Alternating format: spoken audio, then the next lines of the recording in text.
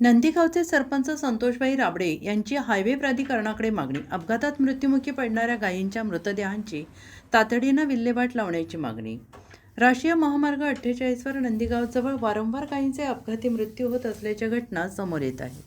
अपघातानंतर मृत गायींचे मृतदेह महामार्गावरून हटवण्यासाठी 1033 क्रमांकावर माहिती दिली जाते. मात्र हायवे प्राधिकरणाकडून वेळेवर कार्यवाही होत नसल्याचा आरोप नंदीगावचे सरपंच संतोषभाई सोमाभाई राबडे यांनी केला आहे. सरपंच राबडे यांनी म्हटलं आहे की 1033वर माहिती दिल्यानंतर मृतदेह हटवण्यासाठी वाहन पाठवण्यात अनेकदा विलंब होतो. काही वेळा 2-3 दिवसांपर्यंत वाहन येत नाही.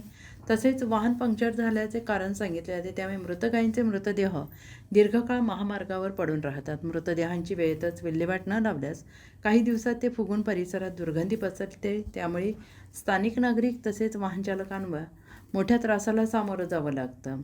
गावातील नागरिक सामाजिक जबाबदारी म्हणून मृतदेहांची विल्हेवाट लावण्याचा प्रयत्न करतात. मात्र सध्या पावसाळ्यामुळे गावात JCB चालकांची सुविधा उपलब्ध नसल्याने अडचणी निर्माण होत आहेत. नंदीगावचे सरपंच संतोषभाई राबडे यांनी हायवे प्राधिकरणाकडे मागणी केली आहे की अपघातात मृत्युमुखी पडणाऱ्या गायींचे मृतदेह तातडीनं महामार्गावरून हटवून योग्य ठिकाणी दफन करण्याची कायमस्वरूपी आणि जलद व्यवस्था करण्यात यावी. त्यामुळे परिसरातील स्वच्छता आणि सार्वजनिक आरोग्याचा प्रश्न निर्माण होणार नहीं। नमस्कार, माરું नाम संतोषभाई सोमाभाई राबड़, હું નંદીગામનો સરપંચ છું।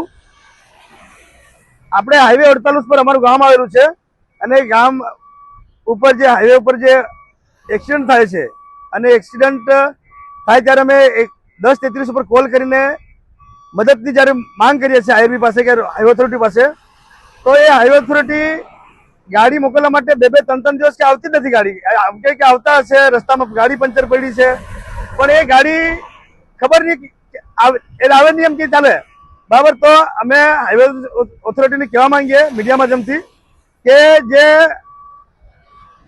એક્સિડન્ટ થઈને ગાય જે મરણ પામે છે એમને જ્યારે અમે લોકો કોલ કરીએ પછી એને ટૂંક સમયમાં એને સગે વગે કે દફન થાય એવી વ્યવસ્થા ઊભી કરે। કેમ કે જ્યારે આ એક્સિડન્ટ થઈને જ્યારે ગાય 2-3 દિવસમાં ફૂલાઈ જાય અને ફૂલાઈ જાય પછી અહીંયા શું વાસ મારે, તો સામાજિક રીતે અમારે અમે લોકો કામ કરતા જ છે કે એને દફન કરવાનું, પણ હાલમાં વરસાદનો મોસમ છે, JCB ના ડ્રાઈવર અમારે અહીંયા હાલમાં છે નહીં, એટલે અમારી પાસે એ સુવિધા નહીં મળે।